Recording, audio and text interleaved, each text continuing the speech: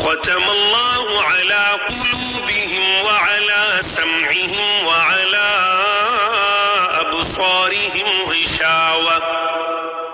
غشاوۃ ولہم عذاب عظیم۔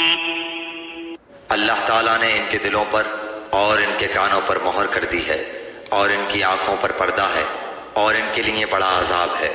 اس آیت میں یہ واضح فرمایا گیا ہے کہ ضد اور ہٹ دھرمی بڑی خطرناک چیز ہے۔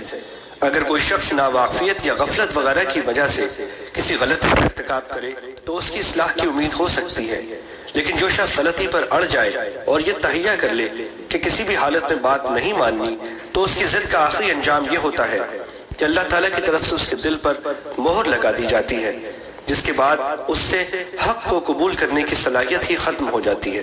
اللہ تعالیٰ اس حالت سے محفوظ رکھے۔ لہٰذا اس پر یہ شبہ نہیں ہونا چاہیے کہ جب خود اللہ تعالیٰ نے ان کے دل پر مہر لگا دی تو وہ معذور ہو گئے، اس لیے کہ یہ مہر لگانا خود انہی کی ضد اور یہ تہیہ کرنے کا نتیجہ ہے کہ حق بات نہیں ماننی۔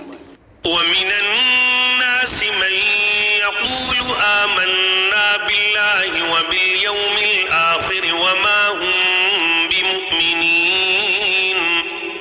بعض لوگ کہتے ہیں کہ ہم اللہ تعالیٰ پر اور قیامت کے دن پر ایمان رکھتے ہیں، لیکن در حقیقت وہ ایمان والے نہیں ہیں۔ سورت کے شروع میں پہلے مومنوں کے اوصاف اور ان کا انجام بیان فرمایا گیا، پھر ان لوگوں کا ذکر ہوا جو کھلے کافر ہیں۔ اب یہاں سے ایک تیسرے گروہ کا بیان ہو رہا ہے جسے منافق کہا جاتا ہے۔ یہ لوگ ظاہر میں تو مسلمان کہتے تھے مگر دل سے مسلمان نہیں ہوئے تھے۔ يخادعون اللہ والذین آمنوا وما يخدعون الا انفسهم وما يشعرون۔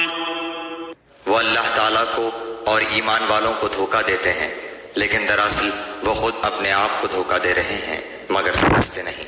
یعنی بظاہر تو وہ اللہ اور مسلمانوں کو دھوکہ دینا چاہتے ہیں، لیکن حقیقت یہ ہے کہ وہ خود اپنے آپ کو دھوکہ دے رہے ہیں، کیونکہ اس دھوکے کا انجام خود ان کے حق میں برا ہوگا۔ وہ سمجھ رہے ہیں کہ اپنے آپ کو مسلمان ظاہر کر کے وہ کفر کے دنیاوی انجام سے بچ گئے، حالانکہ آخرت میں ان کو جو عذاب ہوگا وہ دنیا کے عذاب سے زیادہ سنگین ہے۔